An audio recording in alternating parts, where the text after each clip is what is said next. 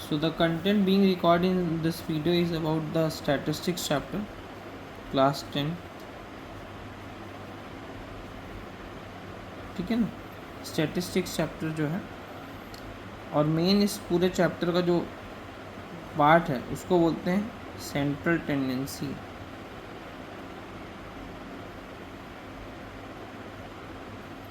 Central tendency के आसपास ही पूरा चैप्टर जो है चलेगा, है ना। सेंट्रल टेंडेंसी का अगर हम लोग बात करते हैं तो 3 होती हैं। सबसे पहला होता है मीन, जिसका दूसरा नाम अरिथमेटिक मीन भी है, और एक होता है मीडियन, और एक होता है mode. All these 3 are the central tendency. अब तीनों का मतलब कहीं ना कहीं एक ही है, ठीक है ना। That we will discuss what it is. Okay, so if we take some data,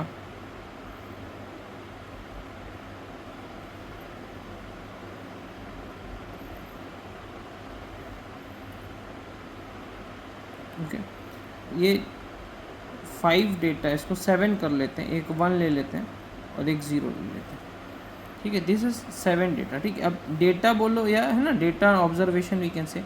यहाँ पे नंबर ऑफ ऑब्जर्वेशन जो है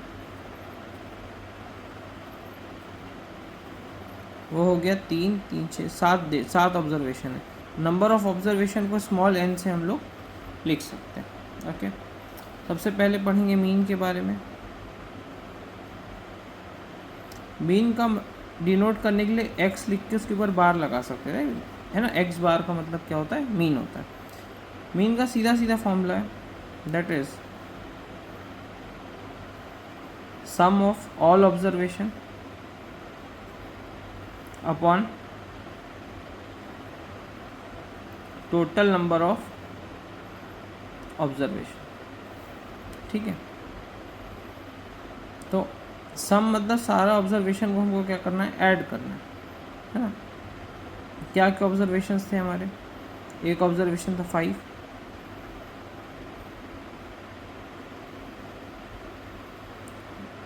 ये हमने सारे ऑब्जर्वेशन को क्या किया, सम मतलब ऐड कर लेना, है ना, ऐड कर दिया। और टोटल ऑब्जर्वेशन कितने थे हमारे, 7 ऑब्जर्वेशन थे, 7 लिख लिया। Okay, this is 5 again, 5 3 is 15, 20, so we have this 21,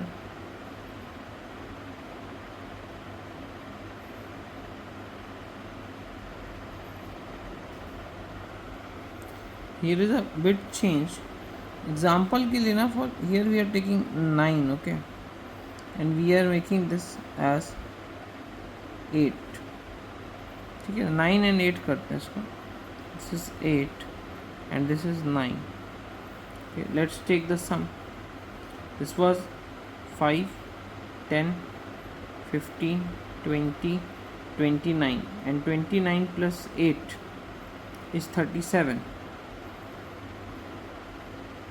37 upon 7. What is our answer, 7 5 is 35, then we have decimal, 2 बचा, है ना, 5.2 आंसर, ठीक है। ये अरिथमेटिक मीन हमने निकाला है। Next thing which we have is, first next is median, ठीक है ना।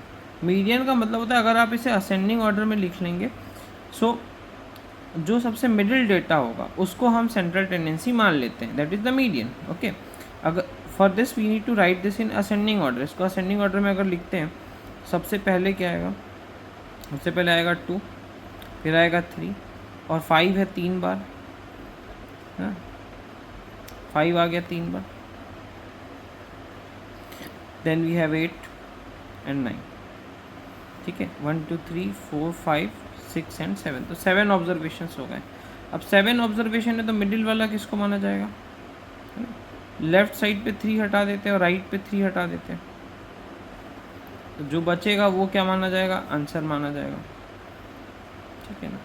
मीडियन हमारा कितना आ जाएगा, 5 आ जाएगा। लेट्स सी, अगर हम मोड निकालते हैं,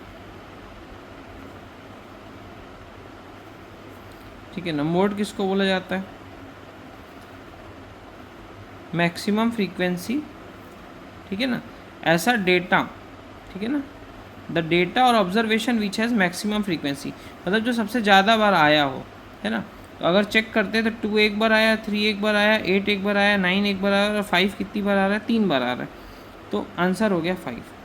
यू कैन सी हियर, यहाँ भी 5 आ रहा है, मीडियन निकाला तो भी 5 आया, और मीन निकाला तो 5.2 आया, विच इज़ ऑल्सो अप्रॉक्स लेंगे तो 5 माना जाएगा।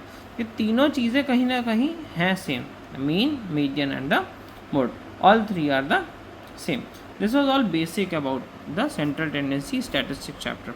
ना चैप्टर के एक्चुअल वे में यहाँ पे 3 वेज हमको पहले मीडियन के पढ़ने पड़ेंगे, and 1 for median and 1 for mode. Mean के लिए 3 पढ़ने पड़ेंगे, ठीक है। All 3 we need to practice, so we will see in the further parts, okay.